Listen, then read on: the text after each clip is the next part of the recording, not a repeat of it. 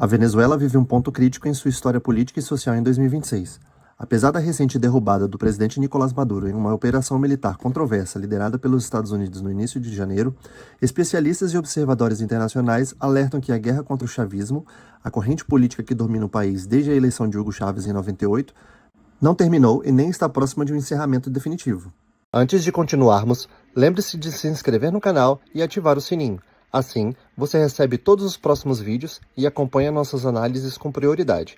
Seu apoio é fundamental para que possamos continuar produzindo conteúdo de qualidade e ampliando esse e outros debates de forma séria e acessível.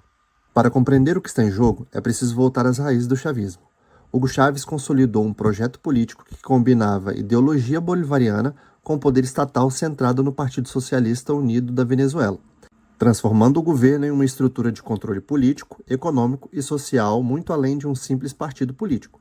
Essa máquina estatal tornou-se tão entrincheirada que praticamente substitui o próprio Estado venezuelano, com membros do Partido Socialista ocupando posições em todos os níveis, de prefeitos, governadores a juízes e militares.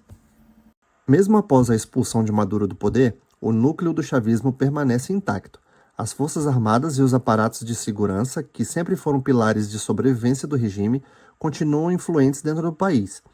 Isso significa que a simples remoção de Maduro ou a troca de lideranças não implica automaticamente o fim de sua ideologia ou da estrutura que sustentou décadas de governos autoritários. Para autoridades e analistas, o risco de continuidade do chavismo não está apenas em figuras isoladas, mas no aparato político-militar e na capacidade de adaptação do novo contexto. A instabilidade também é alimentada por disputas internas dentro do regime.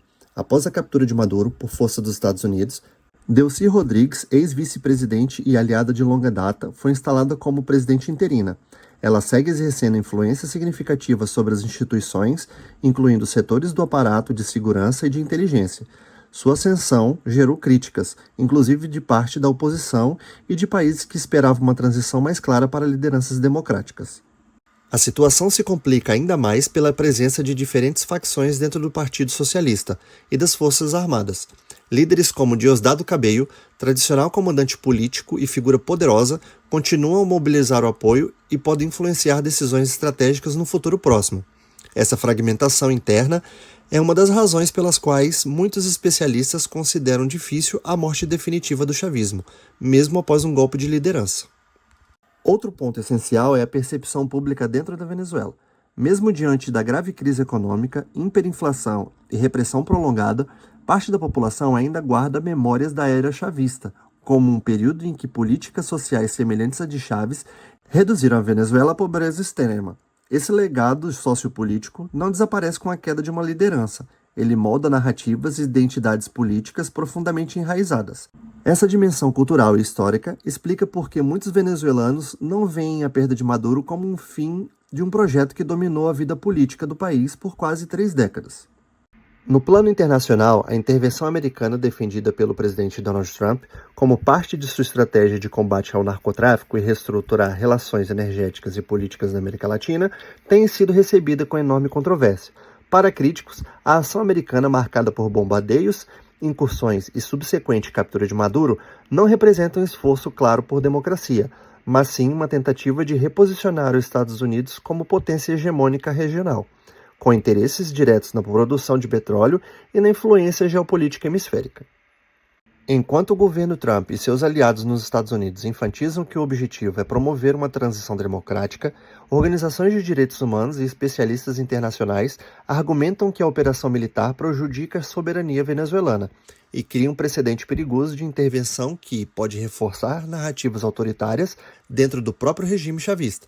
Para eles, a melhor reorganização política só poderá surgir através de mecanismos internos de debate, reforma e mobilização civil, não por meios de imposições externas.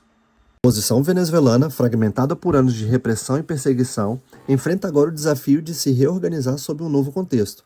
Líderes como Maria Corina Machado, que chegou a ser vista como possível presidente da Venezuela após a eleição de 24, continuam ativos, mas sua influência é limitada pelas divisões internas e pela presença persistente de poderes militares e a lealdades institucionais que remontam à era chavista.